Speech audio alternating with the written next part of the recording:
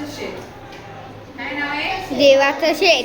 देवाचं शेत. आता तुम्ही म्हणाल मॅडम देवाचं शेत कुठं असतं का? देवाचं शेत कुठं असतं का? तर असतं का नसतं? असतं का नसतं? ते मंदिर झालं. शेत असतं का? नाही. तर मग हे का म्हणलेलं आहे? गोष्टीचं नाव देवाचं शेत का आहे हे आज आपण बघणार आहोत. बघा, एक गाव होतं आणि त्या गावामध्ये एक धोंडीबा नावाचा माणूस राहत. त्या माणसाचं नाव काय होतं? धोंडीबा. आणि 8-10 एकर त्याच्याकडे शेती होती. त्या धोंडीबाकडे काय होतं? 8-10 एकर शेती होती. आणि मग तो काय करायचा?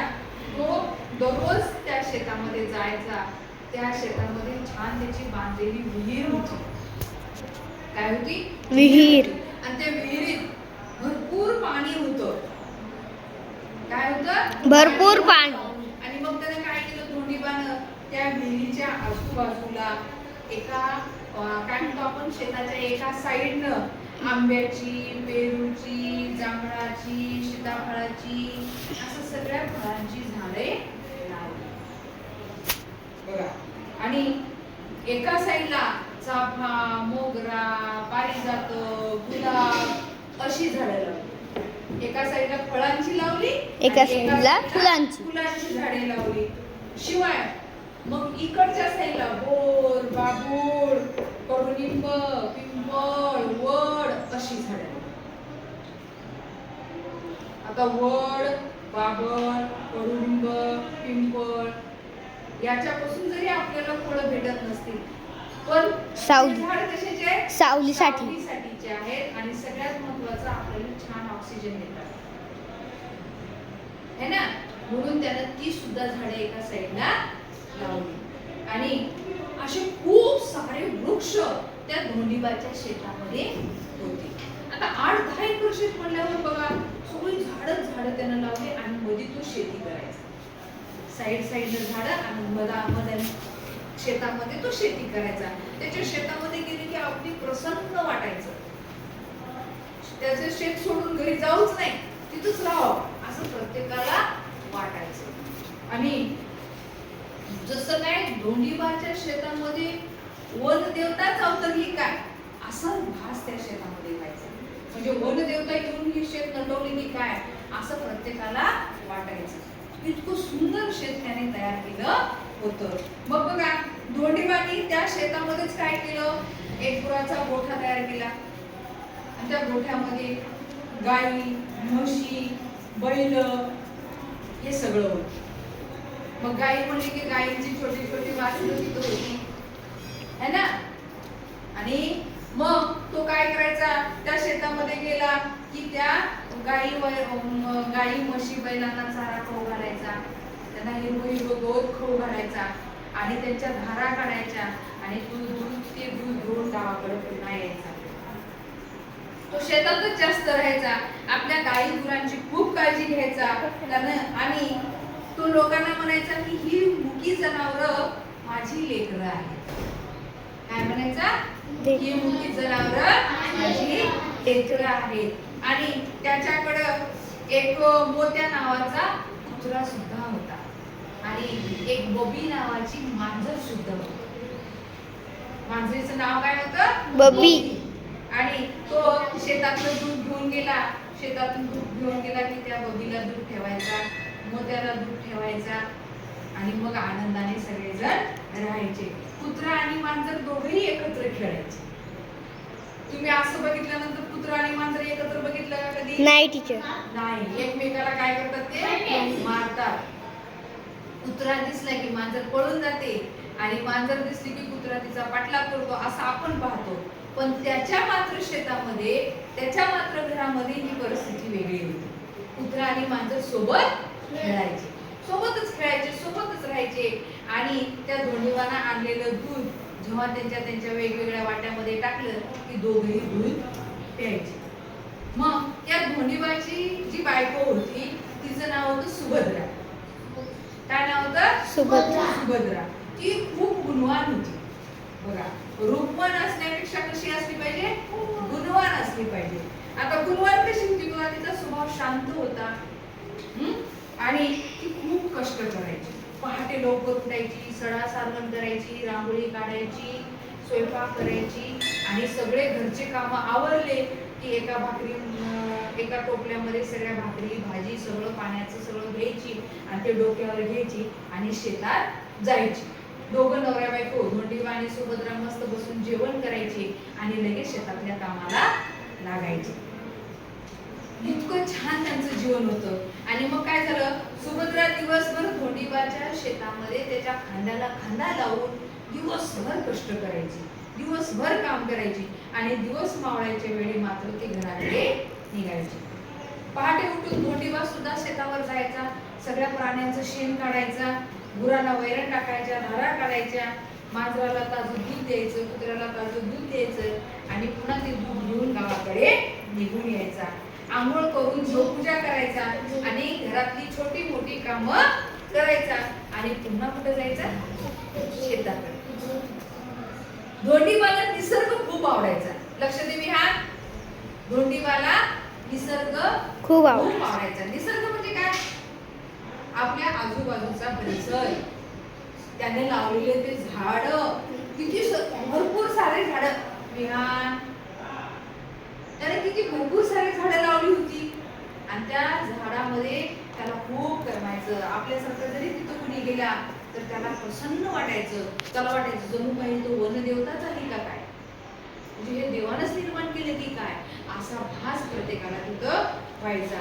मग धोंडीबाला सुद्धा निसर्ग खूप आवडायचा. तो म्हणायचा खरा देव कोण आहे, निसर्ग आहे. खरा देव कोण आहे, निसर्ग. निसर्ग म्हणजे काय, झाडे वेली पशु पक्षी याला निसर्ग म्हणायचं. आणि मग ते काय करतात, झाडे फुले फळे प्राणी पक्षी यांच्यामध्येच तो राहायचा, त्यांची सेवा करायचा, त्यांना खायला द्यायचा, अन्न द्यायचा, पाणी द्यायचा आणि स्वच्छ मोकळी हवा सुद्धा तो त्या प्राण्यांना झाडं लावून द्यायचा. म्हणजे लक्षात घ्या, आपण जर एक झाड लावलं तर ते आपल्याला सावली देतं, फुलं देतं, फळं देतं, है ना, आणि प्राणी पक्ष्यांना त्यांना बसायला आसरा सुद्धा देतो. पक्षी त्याच्यावर बसू शकतात. म्हणून झाड लावणं किती महत्वाचं आहे बघा. नंतर निसर्ग सेवा हीच खरी ईश्वर सेवा आहे असं धोंडीबा म्हणायचं. काय म्हणायचं, निसर्ग सेवा हीच खरी, निसर्ग हीच खरी भक्ती, हीच खरी ईश्वर सेवा आहे. तुम्हाला फक्त मंदिरातच गेल्यावर देव प्रसन्न होतो का, नाही. तर जर तुम्ही झाडं झुडं लावले, खूप सारे झाडं लावले तरी सुद्धा तुम्हाला देव प्रसन्न होतो. निसर्ग सेवा हीच खरी ईश्वर सेवा आहे. आणि विहिरीच्या बाजूला थोडी मोकळी जागा होती तर तिथं धोंडीबानं काय केलं होतं, गुलाब, मोगरा, शेवंती, चाफा अशी वेगवेगळी फुलझाडं लावली होती आणि त्या फुलझाडांना खूप सारी फुलं आली. विहिरीच्या भोवताल जर बघितलं तर तुम्ही शेवंती, वेगवेगळ्या रंगाचे गुलाब, चाफा, मोगऱ्यांचा वास, गुलाबाच्या फुलांचा वास, इतकं सुंदर वातावरण त्या धोंडीबानं शेतामध्ये तयार केलं होतं. आणि विहिरीच्या दुसऱ्या बाजूला फळांची झाडं लावली होती. मग फळांच्या झाडामध्ये काय काय होतं, आंबा, नारळ, चिकू, सीताफळ, मोसंबी, पेरू अशी सगळ्या फळांची झाडं लावलेली होती. जिथं पडीक जमीन होती तिथं काय लावलं होतं, शेवगा, हदगा म्हणजे भाज्या सुद्धा कोणी लावल्या होत्या, या धोंडीबाने लावल्या होत्या. शतावरी, अडुळसा, अश्वगंधा अशा वेगवेगळ्या भाज्या सुद्धा त्यांना लावलेल्या होत्या. औषधी वनस्पती सुद्धा लावलेल्या होत्या, फुलं सुद्धा लावलेली होती, फळांची झाडं लावलेली होती, जे आपल्याला भरपूर ऑक्सिजन देतात ती सुद्धा झाडं लावलेली होती. येते का लक्षात तुमच्या, बघा. आणि मग दोघं पती पत्नी त्या झाडावर खूप प्रेम करायचे, लेकरासारखं त्या झाडांना माया लावायचे, झाडाच्या बुंध्याला पाणी द्यायचे, कधीच पाणी कमी पडू देत नसत. लक्ष द्या, प्रत्येक झाडाच्या बुंध्याला तिने पाणी स्वतः निघून नवरा बायको घालायचे आणि तो जो पाट असतो शेतातला विहिरीचा त्या पाटाद्वारे सुद्धा ते पाणी द्यायचे. मग झाड म्हणलं की तिथं कोणकोणते पक्षी यायचे, पोपट यायचा, कावळा, चिमणी, कबूतर, साळुंकी, भारद्वाज अशी सगळी पाखरं त्या झाडावर यायची. म्हणजे बघा, गुरं तर होतीच, झाडं तर होतीच, फळांची झाडं होती, भाज्यांची होती, फुलांची होती आणि पक्षी सुद्धा तिथं खूप सारे होते. पक्ष्यांचा चुचुवाट आणि ते ऐकायला इतकं सुंदर वाटायचं. थंडगार सावली आणि हिरवगार शेत, ते बघायला मन प्रसन्न वाटायचं. असं वाटत होतं की जणू हे शेत धोंडीबाचं नसून कोणाचं आहे, देवाचं आहे. देवाचं. देवानं तयार केले का काय, असं प्रत्येकाला तिथे गेल्यावर वाटत होतं. विहिरीच्या भोवताली म्हणजे विहिरीच्या जवळच त्याने एक मोठा हौद बांधला होता आणि त्या हौदावर जनावर पाणी पिण्यासाठी, पाखरांना पिण्यासाठी तो कायम हौद भरलेला असायचा. त्यामुळे सगळ्यांना पोटभर पाणी मिळत आणि सगळीकडे फुलांचा सुगंध दरवळलेला होता. आता फळांची झाडं लावली म्हणल्यावर तिथं पक्षी फळं खायला यायचे, पण धोंडीबा त्या पक्ष्यांना आणायचा नाही. त्यांना मस्त फळं खाऊ द्यायचा आणि त्यांना पाणी पिण्यासाठी सुद्धा त्यानं पाण्याचा हौद बांधलेला होता.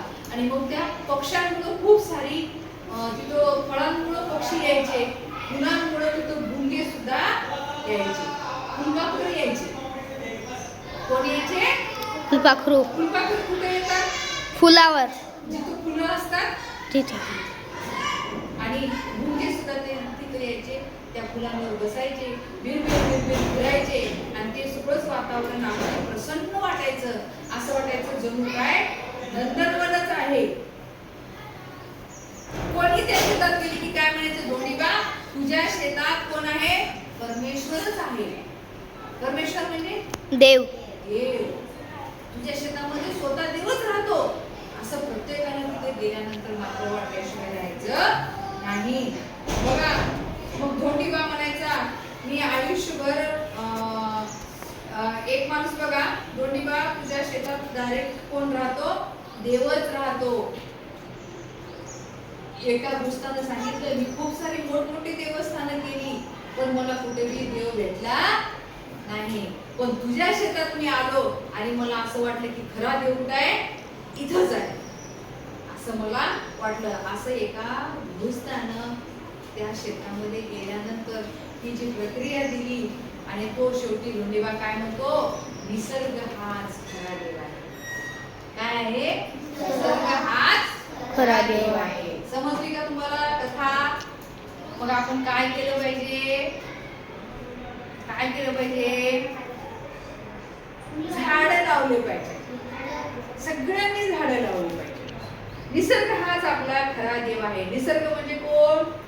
सगळ्या आपल्या आजूबाजूचा परिसर आणि ती झाडं मोठी केली पाहिजे आणि मग त्या झाडांवर हे सगळं आपलं काय होतं, प्राणी पशु पक्षी त्या झाडांमध्ये येतात. समजली सर्वांना? आवडली गोष्ट धोंडीबाची? ही गोष्ट तुम्हाला सांगता आली? Okay, thank you.